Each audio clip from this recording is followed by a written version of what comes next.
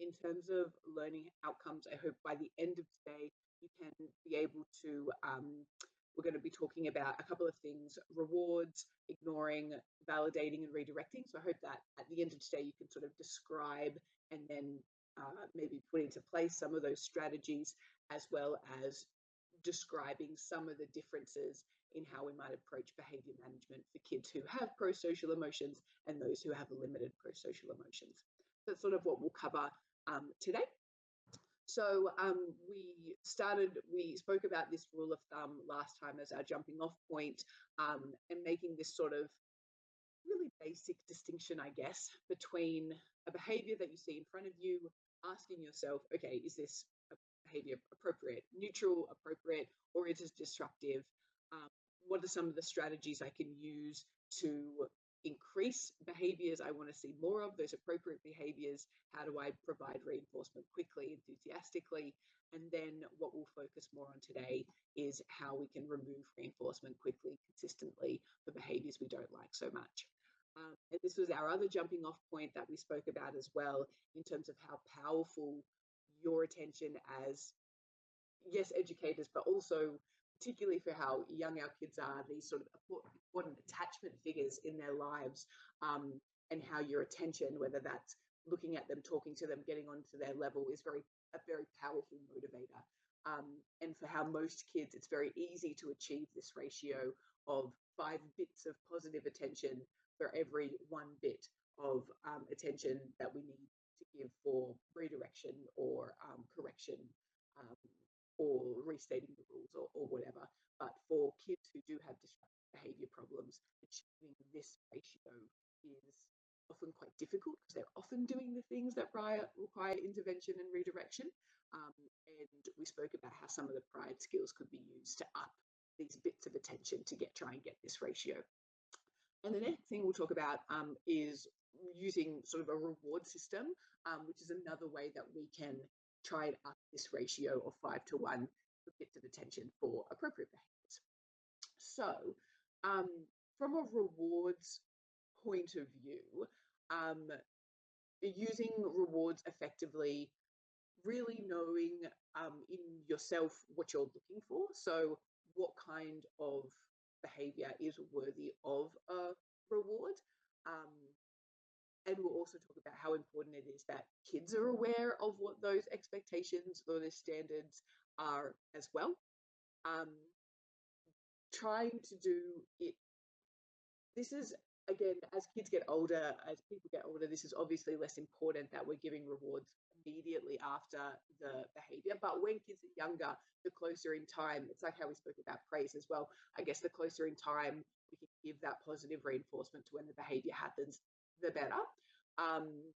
And it's super important, I guess, for us to recognize, and you would know this better than I would even, how important multiple learning opportunities are to sort of increase that skill development, whether it's an academic skill or a skill in the area of behavior, something like listening, compliance, reframing that as a skill. Kids need multiple learning opportunities, multiple opportunities to earn positive feedback for that.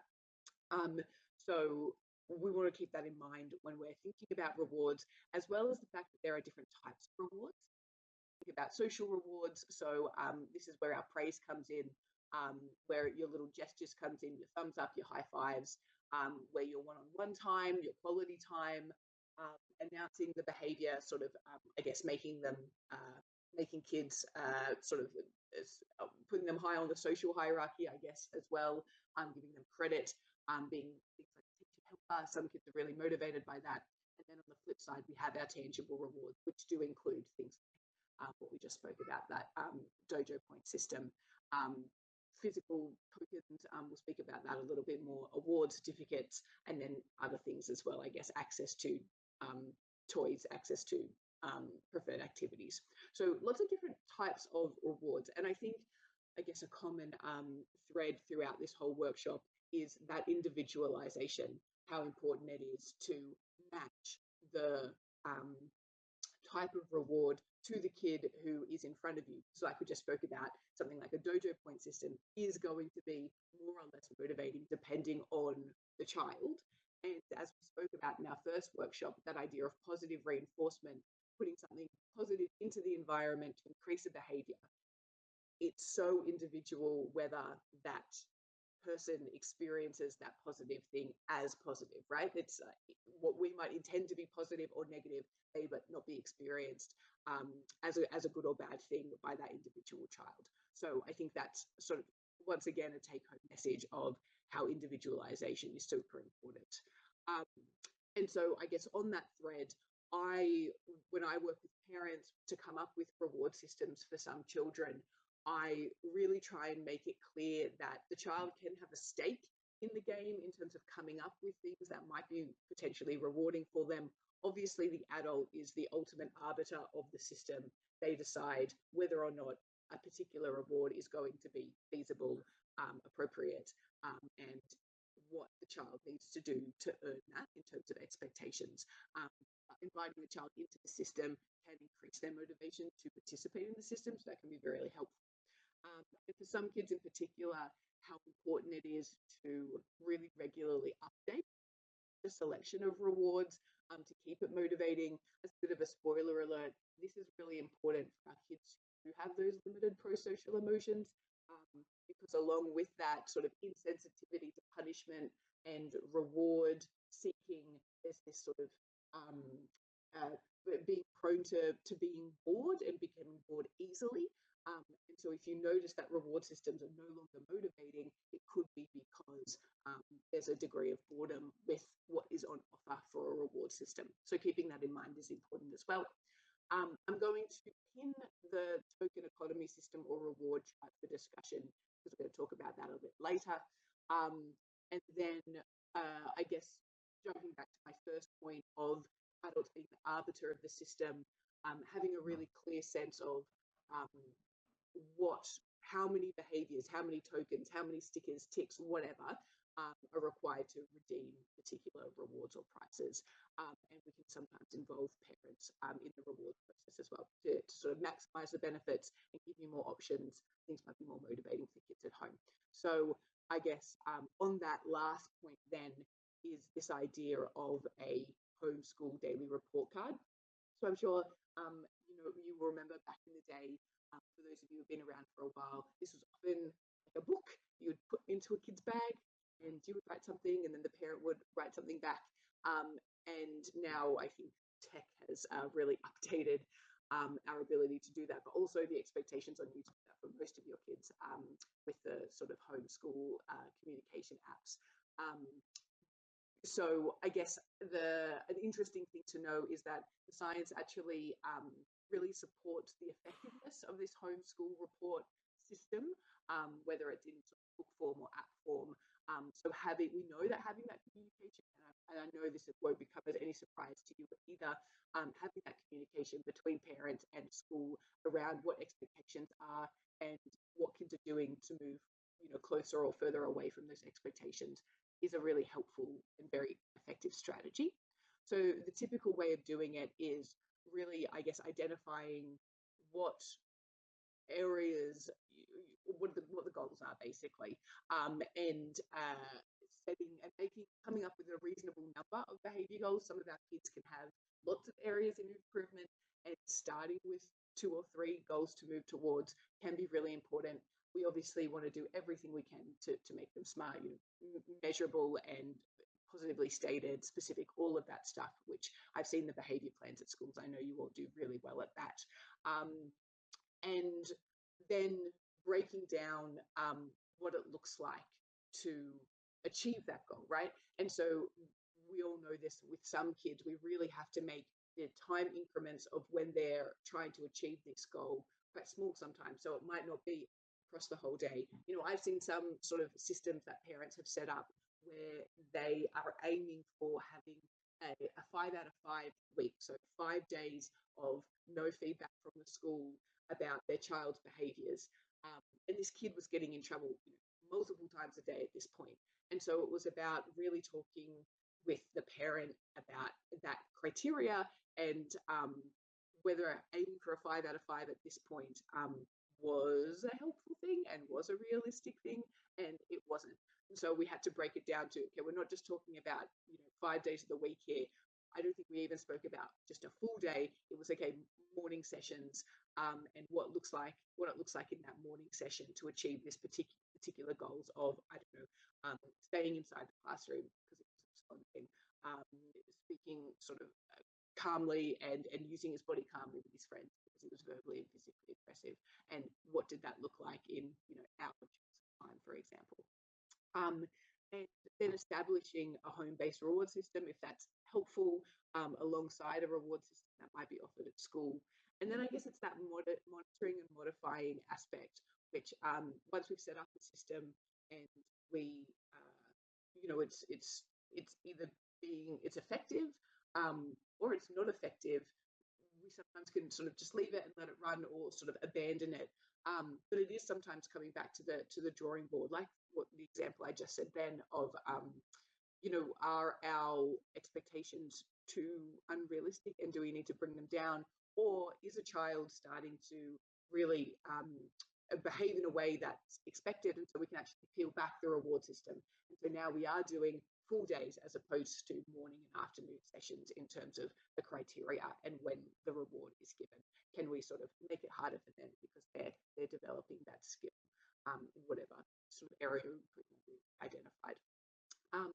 And then we're obviously wanting to provide feedback to the child about what how they're doing, as during the period of time where we're looking to monitor their behaviours as well. People often use traffic light systems here, visual representations, but we're wanting to let them know, I guess, how they're going, and how far along their journey they are to their reward, that they are. So this is something that I think can be really effective, and I know schools are doing a lot of anyway for their individual behaviour plans for their kids. But sort of, I guess the take-home message here is going back to the drawing board to see where we can tweak those expectations, as well as the rewards themselves if they're no longer motivating. I'm also going to spend just a little bit of time now talking about clear directions. And this is sort of what is going to be the bridge between moving from talking about how do we positively reinforce the behaviours we want to see. Because really up until this point, that's what we've been speaking about, is, using pride, skills, praises, bits of attention and rewards to and sort of shaping emotional literacy skills so we can increase all of those behaviours we like. And now we're going to move on to sort of talking about more of the disruptive behaviours. But this is sort of a bridging gap, I guess, that's focused on compliance, and how we can give kids the best chance of being compliant, setting them up for success, I guess. And this is for those of you who will have a kid who is in the PCIT program. This is how we teach parents to give instructions, or to give commands or directions, whatever you want to call it, to their kids. So sometimes having the consistency between home and school in this way can also be really helpful. So I won't spend too long on this. Honestly, it's just a slide, and we'll breeze through it. But I think it's always a really good reminder. So when we give instruction, we obviously want to be direct rather than indirect. And by this, I mean the difference between, okay, everybody, it's time to put the Legos away. Can you all put the Legos into the box and take the boxes over to the shelf? So that idea of can you, will you, let's do it together, can sometimes make the instruction sound more like a suggestion or as if it's optional. Whereas when it's really important for a child to do something, we want to try and send that message that they have to do it now and it's them who have to do it. So, please put all of the Legos into the box. That rather than the, hey, do you mind putting this away for me? It's, making that much clearer, much more direct. Please put this into the box. There's sort of less wiggle room there when it's direct. And we say that for when it's important. This is a really hard one to do because it's sort of counterintuitive. When you see a behavior unfolding in front of you that's not so good, a kid, as for example, starts to draw on a wall, our first instinct is to say, hey, don't draw on the wall. Kids running around say, hey, stop running, stop, you don't run here. And so I guess the practice comes in is how do we turn telling a kid what not to do into telling them what to do instead. The idea being that, for example, a kid who is about to draw on the wall, we could say, don't draw on the wall, and that might stop their behavior. Doesn't tell them what we want them to be doing instead. So positively state that. It could be, please use the texter on the paper, or stop it completely. Please put the texter into my hand. And it's achieving the same thing as don't draw on the wall, aka it's stopping the kid from drawing on the wall, but it's also telling them what they should be doing instead, which is either where they should be drawing on the paper, or if they shouldn't be drawing at all, what they need to be doing with that texter, which is putting it into your hand or putting it into the bucket or the box or whatever.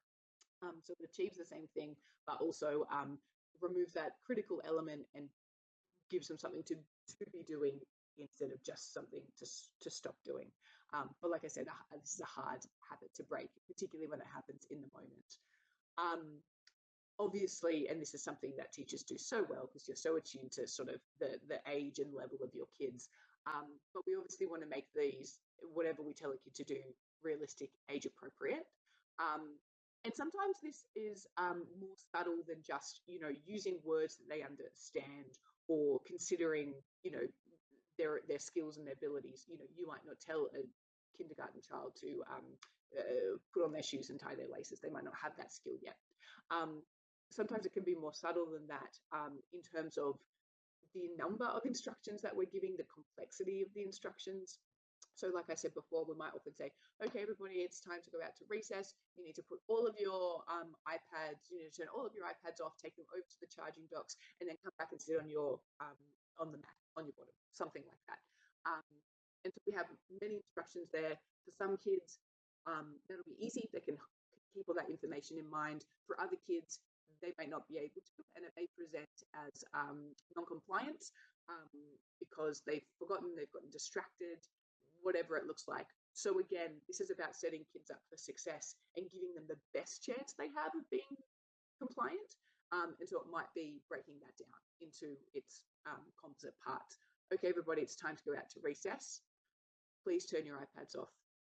Once that's done, give the next instruction, which I know is something particularly for our little ones that you're all doing gorgeously anyway. And I guess related to that, the specificity. I'll often see parents saying, okay, it's time to pack away, put all of the toys away. And it's like, you have Legos and you have trains and you have coloring in, and it's this like super overly inclusive, super big task. And once again, the child might misunderstand that instruction to be only the thing that they were just playing with, or they've put away one thing and they've gotten distracted and they haven't put away the rest. And does that count as non-compliance or not? Because I think that's the other thing that we want to set as adults. We want to set ourselves up for success of knowing what's the point at which we intervene with a consequence, a warning, some sort of positive reinforcement for when the compliance happens or not. We want to sort of be clear about what counts as non-compliance, I guess. And so making it really clear what behavior is expected, and making it as specific as we can sets everybody up for success, I guess, is the point there. Tone of voice, I think, is something that we can come back to. And I only mention this because I see it a lot, particularly with parents, of parents and kids getting into a cycle. And I would say this would happen in some sort of student-teacher dynamics as well with particular kids, that the way that we give instructions at first, okay, put the Legos into the box. Hello, did you hear me? Put the Legos into the box. Excuse me, you need to put the Legos into the box now. And at that point, when I use that tone of voice, that then the child, whoever they are, parent or student sort of teacher dynamic, will listen. And so it's almost like we want to train our kids, teach our kids to be compliant at even the neutral and the polite tone of voice, and not having to wait till the stern or the even, shall we say, angry tone of voice coming out. And when I work with parents, it's about teaching them that once they give that sort of polite positively toned instruction, and the child doesn't listen, that's the point at which we might intervene with a consequence, as opposed to repeating until you're angry and you're stern, which we'll talk about a little bit more in the next couple of slides. So I guess, yeah, keeping that in mind as well. And then I think this is one of the last things I'll speak about on this, is the idea of providing a reason or a rationale for why we're telling a child to do something, which I think is totally, I'm a big sort of fan of letting kids into the process and letting them know why they have to do X, Y, and Z. I guess I'm not on that generation of I say jump, you say how high sort of thing. But I think what can be very helpful is thinking about the timing of when we give reasons to kids about why we've asked them to do something or not. And if you have something in front of you that needs to happen, so you're going to give that really direct style command, giving the instruction or giving the reason why before can be very helpful. Like I said, okay, we're about to go out to recess, everybody. That's that instruction. So please put the iPads back onto the charging dock. So that happens before they have the information, or we can wait until after they complied. So you might not do this, but okay, turn off the iPads.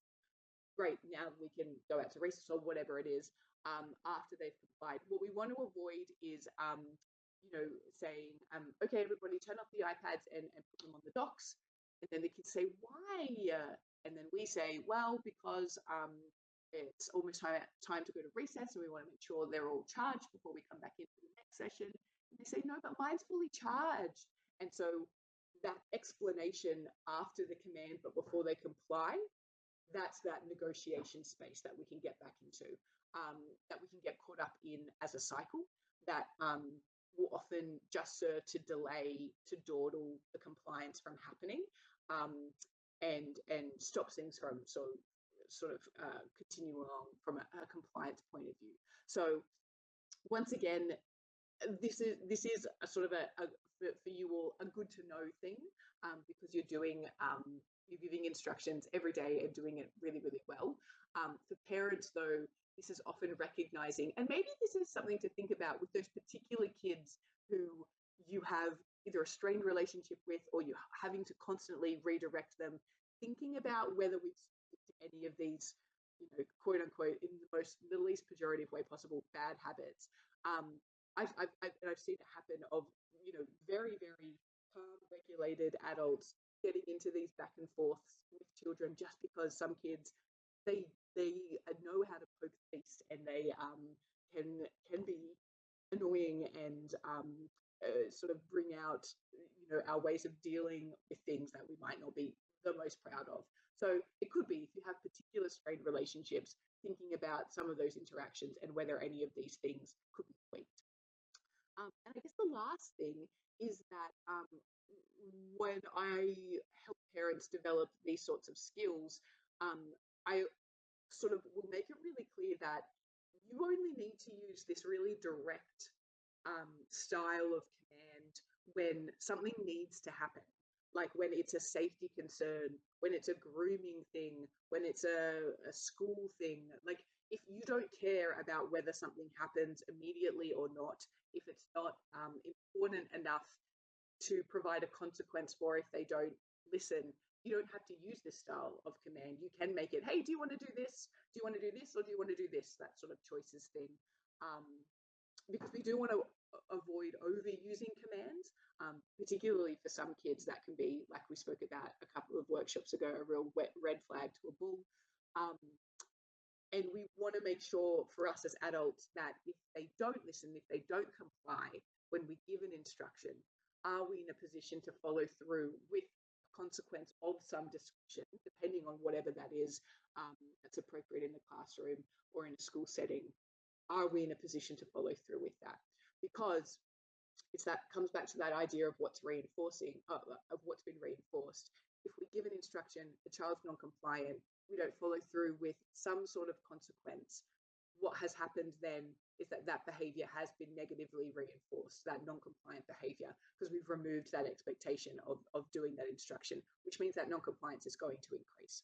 So I think keeping that in mind as well, how often do we give instructions where non-compliance is sort of allowed to sort of to be a thing, and are there particular kids where that is really reinforcing that behavior and where we're seeing a lot more non-compliance because of that. So yeah, so that's what I'll leave it at for the direct instructions. This is just something that we can use to practice using effective instructions or effective commands. So I'll just, this is something that you could do very easily in your own times, but something like some of these are effective. So something like keep the paint on the paper, number 9, that's a really effective instruction. Something like watch it, though, that comes back to that specificity thing that we were thinking about, before. I see this a lot in, hey, you need to be a good boy today. You need to behave really well today. You need to calm down. All of those things are so sort of broad. And as adults, we might know what behaviors constitute calming down, watching it, behaving. But for our little ones, they might not know. So making it really specific about what behaviors involve calming down or being careful. Please put your feet back onto the ground. Please put your bottom on the chair. We don't stand on chairs. Something like that, as opposed to, you need to be really careful up there. So yeah, and stop playing so rough with that.